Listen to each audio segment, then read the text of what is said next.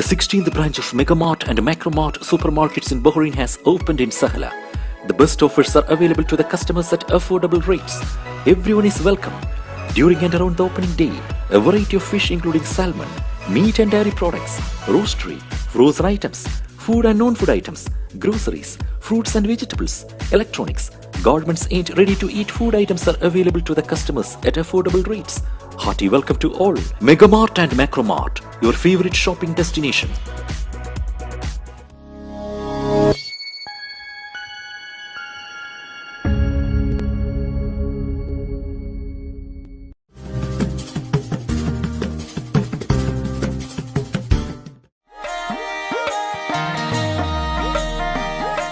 A very good evening, and once again I welcome you all on another interesting episode of BMC Pravasi Live Ranglaa Punjab program.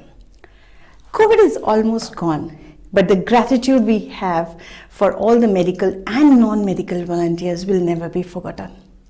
The contribution volunteers have made to support their local communities has been extraordinary, and these efforts are very well recognized and highly appreciated. The commitment and dedication volunteers have shown to help local people and communities is something that I and others will be forever grateful for. Last couple of years truly had unprecedented times, and you all will agree that we might fall short of words thanking the determination and selfless acts of our volunteers. Recently, a research was done on the women volunteers of Bahrain during the pandemic times. It was conducted by the faculty of the Royal University for Women, Bahrain. And today, we have with us Sheikha Dua Al Khalifa and Dr. Debashish Sengupta, who conducted this research. Talking about Dr. Debashish, he is a celebrated award-winning author of the book, The Life of Why, Engaging Millennials as Employees and Consumers, and The Life of Z, Understanding Digital Preteen and Adolescent Generation. His book, The Life of Why, won the first prize at the prestigious DMA NTPC Business Book Awards 2018. His book is also an Amazon bestseller and has been featured by Stanford University.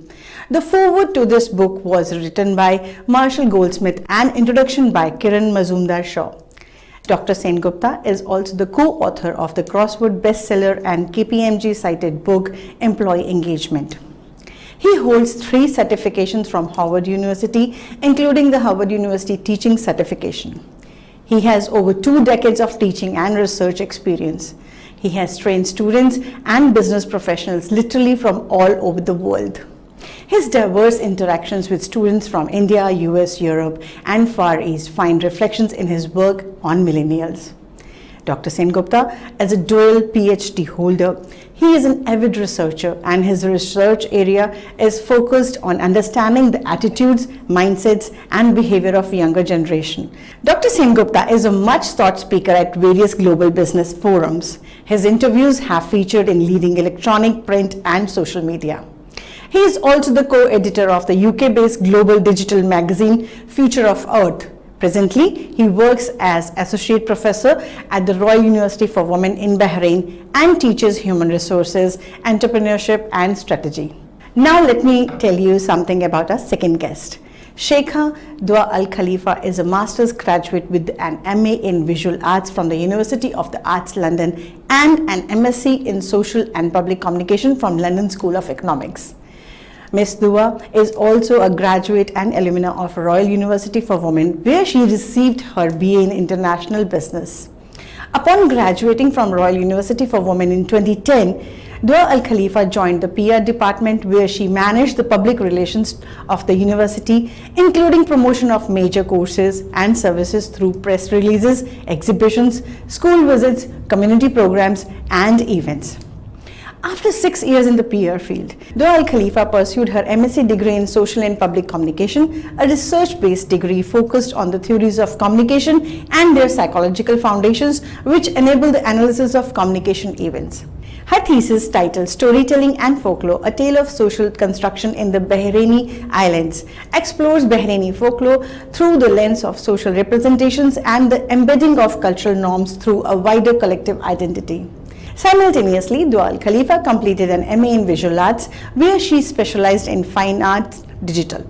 Dua Al Khalifa completed her degree with an exhibition in central London and a theoretical paper, Faceless Fragments, Identification, Immersion, Imagination and Inspiration, focusing on how faceless portraits can be used to bring forth personal narratives. In 2019, Dua Al Khalifa rejoined Royal University for Women in the Center for General Studies as a driven university lecturer, highly adept across teaching, lecturing, as well as contributing to courses in the College of Business and Financial Sciences and the College of Art and Design. Ms. Dua Al Khalifa is also a national athlete, having represented her country in regional and international competitions and as a part-time artist in her leisure time. Without any further delay, let me take you all in our studio and join with Dr. Sen Gupta and Sheikha Dua Al Khalifa. And here I am. A very warm welcome to Dr. Debashish and Sheikha Dua ji. So first let me know what exactly this research is all about and what motivated you to do that. Okay, thank you first of all for having us in this show. And this research primarily was focused on young women in Bahrain who acted as volunteers during the COVID-19 crisis. Now, it was amazing that, what actually motivated them. We really were intrigued as to what motivated them to volunteer during a time when most of us were scurrying inside our homes. We were hiding inside. We were taking refuge inside the safe confines of our home. And at that time, for them to actually go out and volunteer, to go out and go to places like where the PCR tests are happening or the vaccination drives later on, but initially the PCR tests, So I think it was very intriguing. So to find out what motivated them, what triggered it. I think what triggered it was an interaction that we had in the class. I was, teaching change management, and that at that time we were encourage our students to share their experience of change. And one of our students, she actually shared her experience of working as a volunteer and how it changed her as a person, whole experience. The transformation. The transformation. And believe me, it was so fascinating that, I kept thinking about it once the class was over, and I thought that this couldn't be just her story. It is a story of hundreds of thousands of young Bahraini women who have gone out, offered their, efforts as volunteer. And I think that was the trigger. And we wanted to really find out what really motivated them to volunteer during this crisis. So I think this is what the research is about. Shekhar, I don't want to add something to it. We wanted to shed light on them. Nobody knows their stories. Nobody knows that they went out there and put themselves at risk. And at the same time, we were intrigued, like Doctor said, to find out what made them want to go out and put themselves at risk when, as we mentioned, the rest were scurrying at home and trying to have refuge and safety. So why and how, and just to find out more about them and to document them as well. Oh, thank you so much. So next question, why did you contextualize your research to Bahrain itself? We were in Bahrain when the pandemic happened. Personally, me as a Bahraini, I wanted to see what was the motivation. And Dr. Debashish has been here and lived here and wanted to see why exactly this was happening in Bahrain. Bahrain has characteristics of being a collectivist society. We're very much interconnected. So we wanted to see if that was a factor as well. Did the culture play a role in them wanting to help others? No, that's really, Bahrain really, I'm in Bahrain from last 14 years now, and it's a really warm place to stay, really. Right. Just adding to this, I completely second that. Bahrain, has actually shown a remarkable fight towards pandemic. So much so that in last November, there is something called as NICI COVID-19 Recovery Index. This is a world ranking which basically shows how countries have done in their fight against pandemic. In a total survey of 121 nations, Bahrain stood first in the recovery index. That's great. That's amazing. And this recovery index, the metrics that were used were in terms of infection management, vaccine rollout, and mobility. So this is fascinating. This is also one of the reasons we wanted to contextualize in Bahrain. Plus, if you look at Bahrain, has had some really innovative ways of tackling pandemic. One of them has been the traffic light system which was used. I think this was a unique measure which was put in where the accountability of managing COVID was also shared with people, that we have to be responsible ourselves. And third, and another very important reason is that Bahrain was able to mobilize a large number of volunteers, and I think more than 30,000 volunteers. In fact, even otherwise, not only with COVID, Bahrain has a volunteer, official volunteering platform. But during the crisis, I think they were able to mobilize a very high number of volunteers.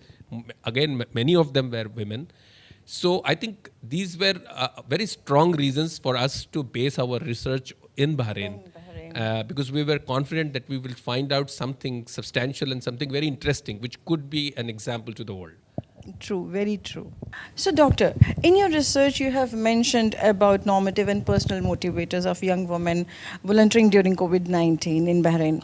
What normative factors could you identify from your research? Okay, so for the benefit of the people, let me also tell that what we mean when we say normative, right? I'm sure many of us know, but when we say normative, we found, to be frank with you, we found 6 main motivations. But when we looked closer at these motivations, we knew that these 6 were not similar. They could be segregated into 2 broad categories. One is normative, one is personal. But normative is what society expects you to do. Right? Personal is what you expect yourself to do. Right? True. So there is a difference. Right? So when we say normative motivations is what society expects you to do. In normative motivations for these young women volunteering during this crisis, we found 4. The first one was, and which was, I think, very fascinating when we found out, was the call for homeland, call of the homeland. This sense of duty towards the nation at the time when nation needs you most was a very important driving factor for them to volunteer during this crisis. Actually, I think more than the volunteers, the word soldier would suit them. Yes. And I think for that matter, I think this credit should go to all the frontline workers. But because our study was focused on young women volunteers, we saw that it was a big driver for them to answer. Many of them, like for instance, I quote one of the women said that I saw that my nation was weak at this moment and I wanted to make it strong as it is. I wanted to stand up for my nation and support it at the time when it needed me most. So I think that is a great, feeling and that a great spirit amongst the women that we found out here. Another was the call of the society, the philanthropic zeal, that they wanted to do something for the society. There was suffering all around. There was so much of uncertainty. There were people who were getting infected. There were, some people who were not able to survive it, or there were some people who were fighting it. And, they felt that, the society needs us at this moment. And they went out of their way and made personal sacrifices. If you see, these women have made a lot of personal sacrifices. For instance, they had young children at home. They took the risk because if they go and they get an infection, they actually can transfer that infection to their kids, right? Some of them had old parents, right? There was one volunteer who told me that she did not meet her parents for 9 months because she was doing volunteering activity during that period. Actually. It's a big sacrifice, right, that they have made for the society. Right, Shekhadova will add to other normative. Add to that as well. A few of them said they wanted to contribute. Like they saw a brother who was a doctor doing shifts, 18-hour shifts. So she said, if he can do it, why can't I do it as well? And not in a bitter manner, in a more like getting inspired manner as well. Adding to that as well, religious factors were mentioned. A few of them mentioned how their religion wanted them to help others in times of need. And they mentioned, if this was not a time of need, then when is the time of need? True. So that was a few of the findings that we found out as well. Everybody actually, COVID indirectly united everyone in a very beautiful way. Yes. Correct. Just to add to that story, that where, they saw that as women we want to contribute. And there's one volunteer who told that her brother was a doctor and he was doing 18-hour shifts. And when he was coming back home, he was not actually, he was sleeping in the car. because he was scared that he could have contracted the infection, he could pass it to the family. So when she saw that her brother was making so much effort and so much sacrifice, she said, why can't I as a woman also contribute for this great nation? So I think that is very fascinating for us to hear to these stories. That's beautiful, really beautiful. Okay, so in your research, you have mentioned about the religious values as being one of the motivators. So could you please elaborate how? Yes, for sure. Bahrain, as you know, is a mix of different religions. However, we saw the predominantly Muslim community. They wanted to refer back to them as being one ummah, as being one group. So for them, this is a brother or a sister. Regardless of who they are, who they may be, they see them as they say, as a brother or a sister. So they always refer back to being, I want to help my fellow brother, I want to help my fellow sister. So very much they found this intrinsic, embedded factor in them to help the other person in those terms as well. That's nice. And what about the personal motivators? In terms of personal motivators, we found two. One was their own personal loss and suffering. That, I'll elaborate on this, right? Like for instance, there was one volunteer who told us that she lost her both grandparents in a interval of 20 days, right? Or there were other volunteers who saw their family members loss in their family or, suffering, and they felt weak. They felt helpless at that point of time. And the only way for them to feel strong again, to feel empowered again, was not to sit at home, was to go out and do something for others. And when they did something for others, when they volunteered and did something for others, they felt a sense of like that loss that they had, the personal loss they had, that somehow, somewhere, something, there was some kind of filling up of that wound. That vacuum. That vacuum. So that is also one of the motivations that we found, that why they went out and did the volunteering work.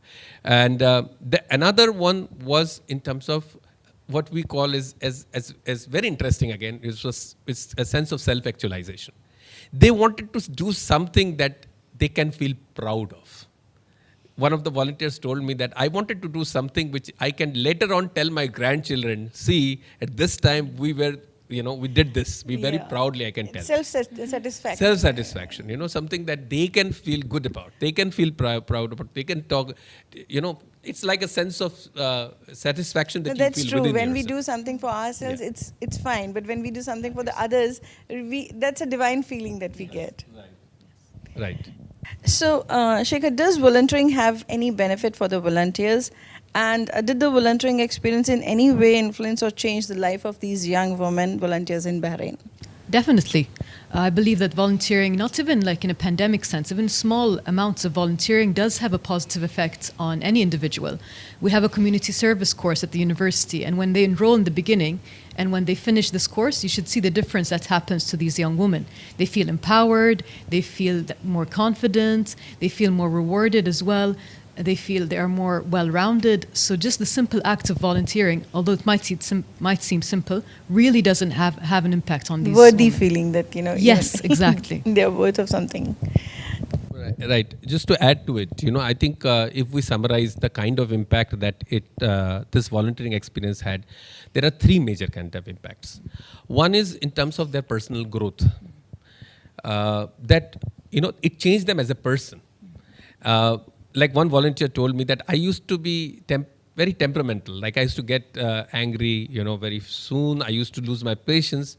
But when we went there, when we went to these camps where we had having PCR tests, drive-thrus, there were people who were waiting for, and they were coming. Some of them were getting impatient. Some of them would even sometimes maybe, speak not so politely.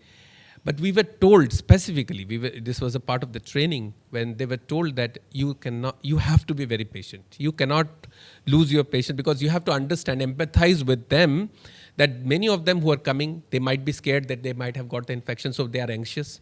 Maybe some of their family members have got that infection and they're in the hospital, right? Or maybe they have lost somebody very near and dear one. So you have to understand their state of mind, what they're going through, and you have to be patient. So she said that, and many volunteers told us that, this experience in itself changed us as a person, as we were a better person at the end of this experience.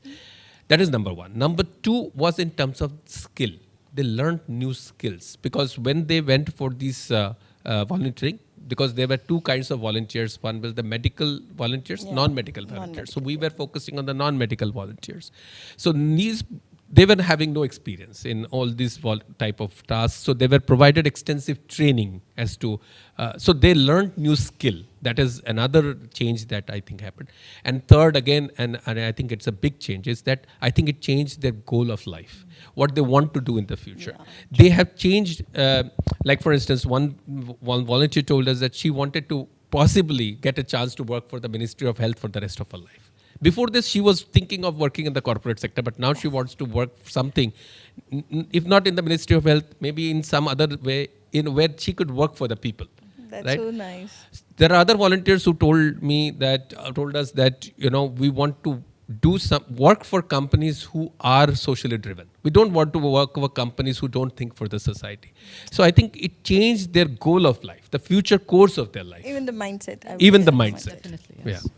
Now here, when you're talking about the patients, level, I'll share my own experience. Like, when you say, like, somebody's sick and all, the patients, the people like me who were even scared to get that swab test done. Yeah. I'll share my experience. I went to one of the hospitals for drive-through only, right. and the assistant came and she wanted to do the test, and I'm really scared. I'm really scared, right. and you wouldn't believe it took her 10 minutes. And we are not supposed to get out of the car also. Yes. So we're supposed to be inside, and poor thing, she kept on coming. I'm like turning. She said she stood there patiently. Right. And she said, "Ma'am, when you're ready, let me know." Yeah. So she did it, but I really gave her a tough time. Yeah. So Right. I could understand the patience level they have. Yeah, Right. Exactly.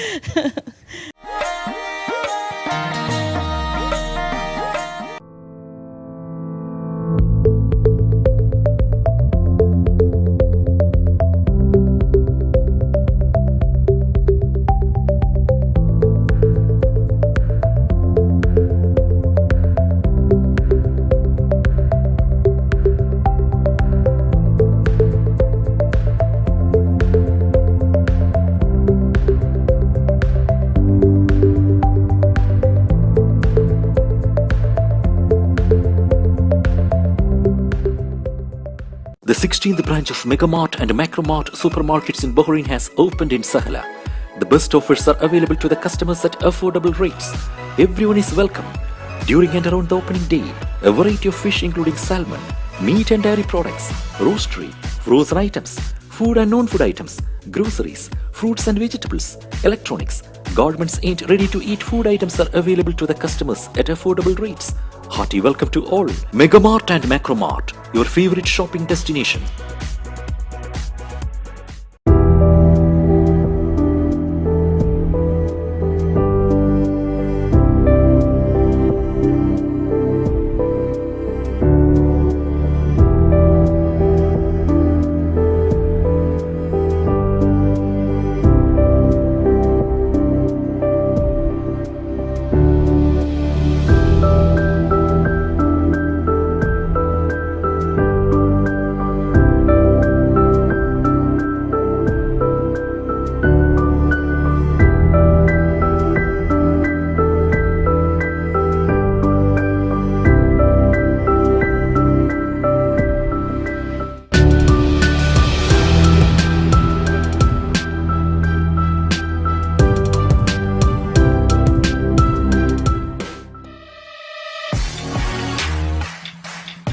The exclusive franchisee of Cochin Kala Bhavan in Bahrain, with over a decade of existence in Bahrain.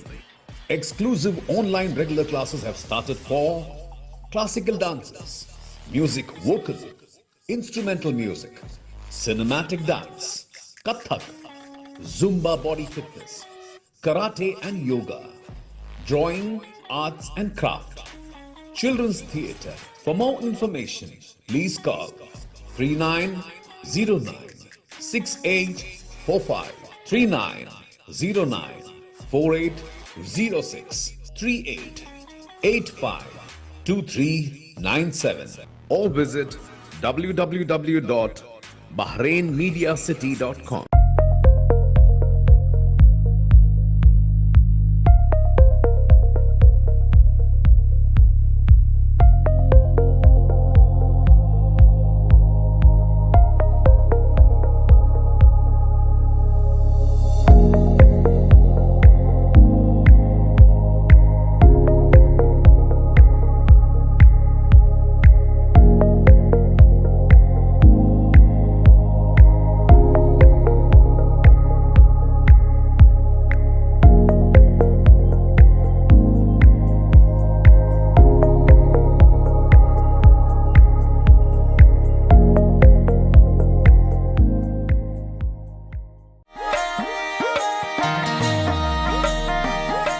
Okay, so since your research is based on Bahraini women, what would, as researchers, you comment about this cohort that you have studied? I believe that they are remarkable. Just the fact of what they did and how they stood there and they faced this pandemic, it is truly remarkable. And I think it's a testament to the women that we have here in the island and how they would, if anything happened, would be ready to go and face whatever threat is coming in. I believe this goes all the way up to the managerial and directive levels as well, because in the Team Bahrain, which we had under the guidance of His Royal Highness the Crown Prince, we had women as well in those leading positions. So it goes all the way from having volunteers to the mid-level to the directional level as well, the influence of women and Bahraini women in particular while facing this pandemic. So the real core strength came out. Yes. Right. And you also have to take into consideration that this is a nation where 49.4% of the citizen population is women. Not only that, this is one of the highest workforce participation from the women. I think close to about 49% of the workforce is composed of women. So women have always, I think, played a very leading role in this nation. And I think, personally, I think I'm very fortunate that I get to teach in a women's university. Which is dedicated towards the higher education of women. And we see young women coming there, eager to do something, eager to learn, eager to contribute something to this nation, to the society.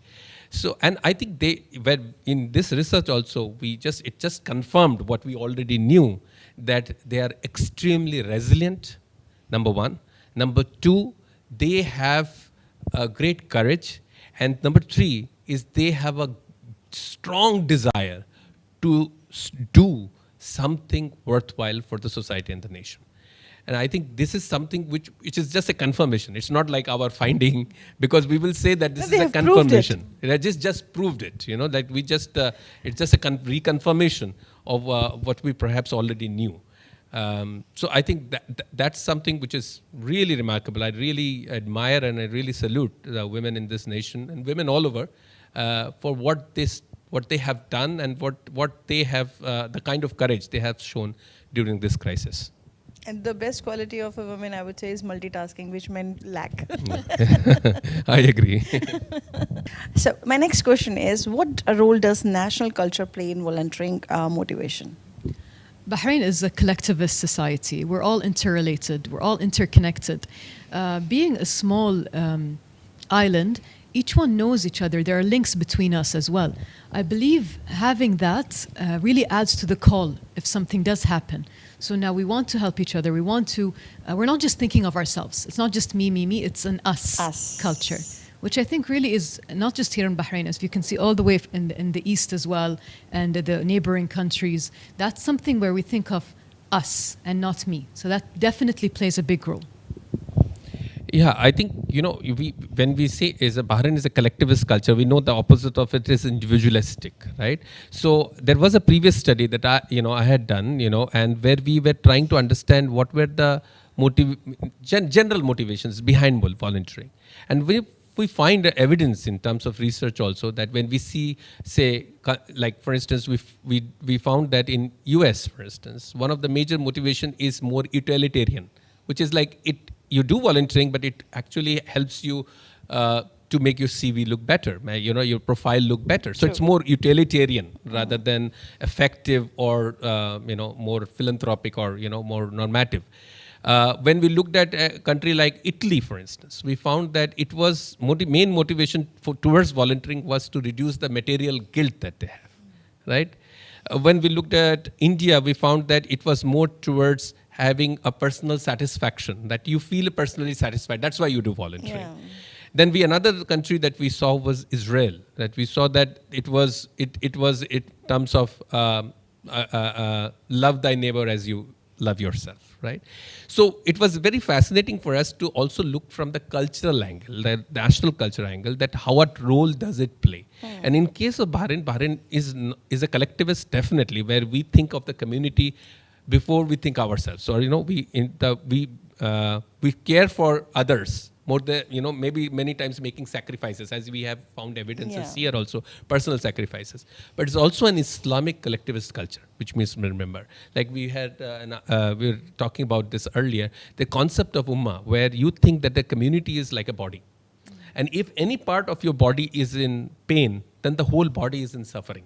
True. Right? So if a part of the society is suffering, then I cannot sit, without feeling that pain. I also feel that pain because communities like a body, right? So we go out and do something.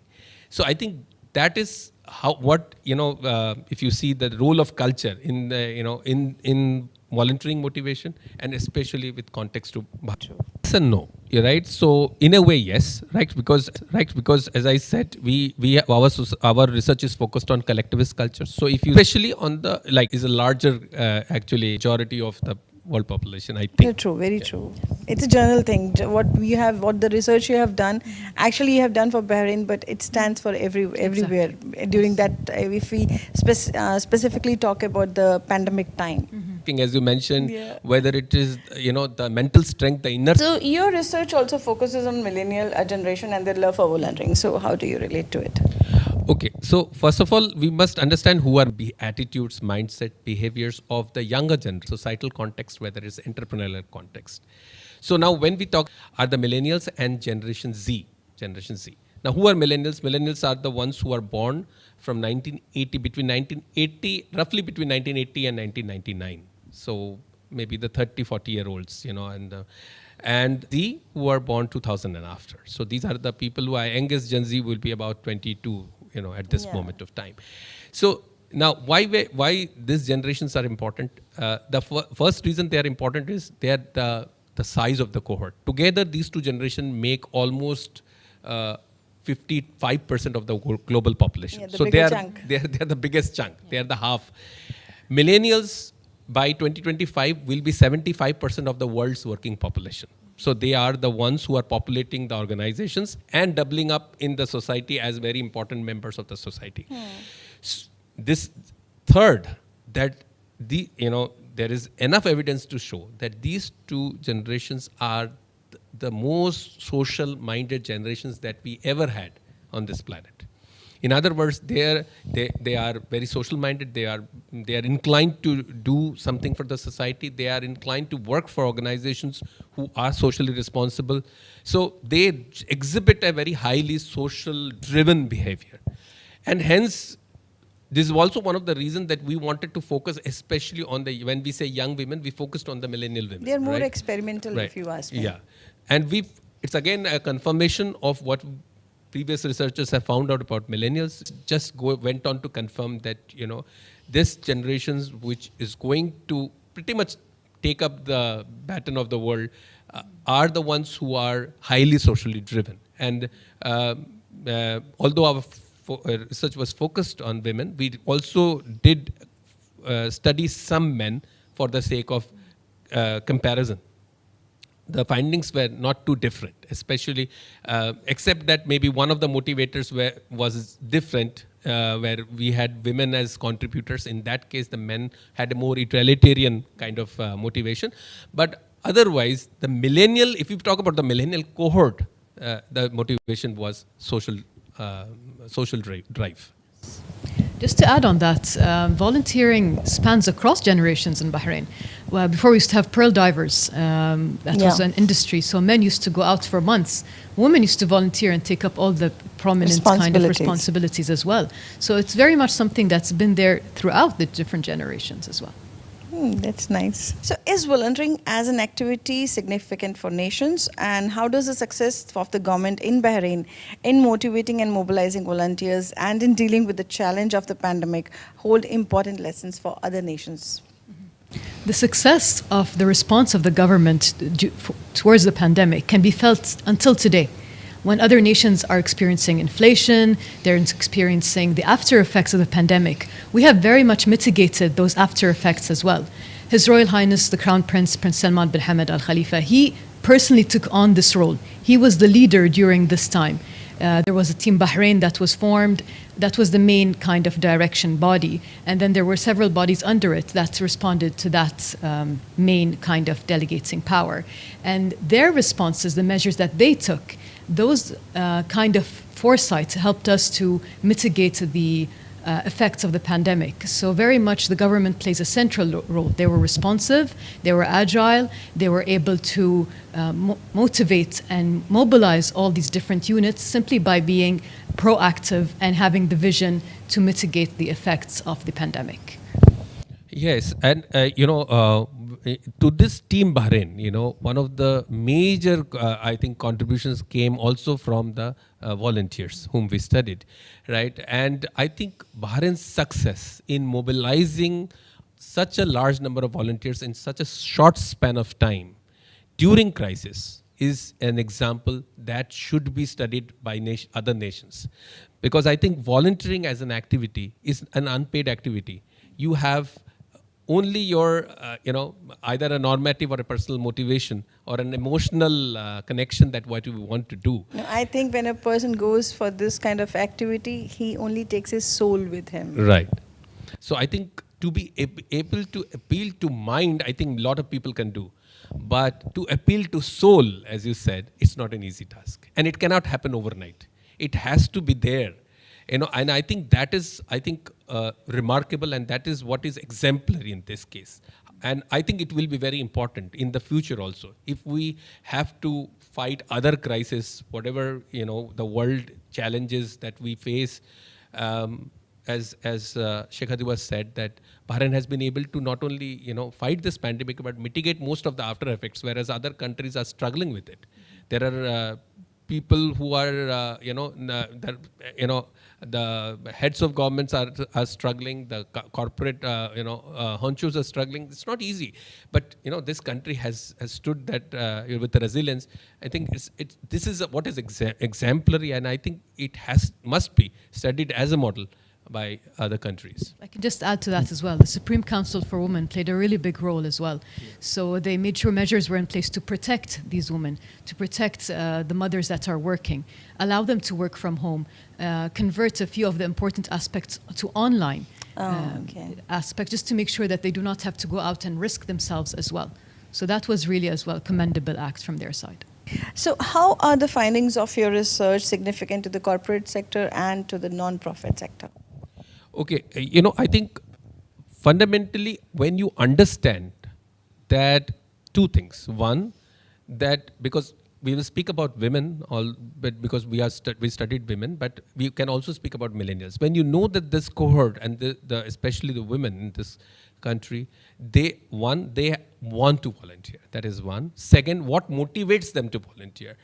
This also tells us that tells the companies, the corporate sector, that this generation, the women especially, they are extremely socially driven, right? So the companies need to be socially responsible. It goes back to their corporate governance, right? And in terms of one is how you attract such talent. The way to attract such talent in your company is to be socially responsible yourself, because you remember that these people will prefer for companies who are such. That is number one. Number two is how do you keep them in your fold? How you engage them? And engage them by giving them such opportunities, right? For instance, there is something called as micro-volunteering. We can all do micro-volunteering. Micro-volunteering is not like, like if you contribute, say, financially to a cause, it's a micro-volunteering. You see a post about something to do with the society, something to do with you share that post on your social media account, it's a micro-volunteering, right? We can maybe shoot a small video about some cause and post it. It's micro volunteering. So how companies can encourage such kind of micro volunteering. We are also talking about something like volunteering day off. Maybe one day off, at least in a year, to do volunteering work. We give sick leaves, we give casual leaves, we give vacation. That would be a very beautiful initiative. Why cannot we have one volunteering day off? So there could be various ways that companies can take out from this research and see what they can do, not only to attract such talent, but also to engage them, right? Yeah, brilliantly said. I think they would be missing a beat if they do not know these things. They do not know what motivates the people within these companies, within these organizations. And if they want to utilize them and make sure that they all kind of benefit society and produce to the maximum abilities, they do have this volunteering within them. It's just about unlocking it, giving them the potential places to volunteer and allowing them to volunteer, because it is very much there already. As you were mentioning before itself, like someone who didn't have any inclination toward the medical services, now the person wants to take. So till you don't try, you don't come out and do something, you'll never know what exactly your potential or the interest is. Exactly. Absolutely. Thank you so much, Dr. Debashish and Sheikha Dua, to join us and sharing your thoughts and your opinions about your, the research that you have done. It's really commendable and really beautiful. Thank you so much. Thank you. I think more than us, we want, thanks to you and thanks to BMC for having us, because this is not just about, it's not about us. We are incidental to this process that we got this opportunity to do this work. This is about this great nation. This is about the Bahraini women. And I think through such, outlets, this word needs to go out. About what courage, what resilience Bahraini women have showed during this, and the Bahrain's remarkable fight during. And we are happy to be a small part in your journey. Yeah. So thank you for helping to spread that word. Thank you very much. Thank you very much for having us and allowing us this platform to shed light on the important work that was done by these Bahraini women. Thank you so much. So with this, we conclude our program, today's program, BMC, Ranglaa Punjab, a cultural heritage. We'll come back with another interesting episode. Till then, take good care of yourself. Good night.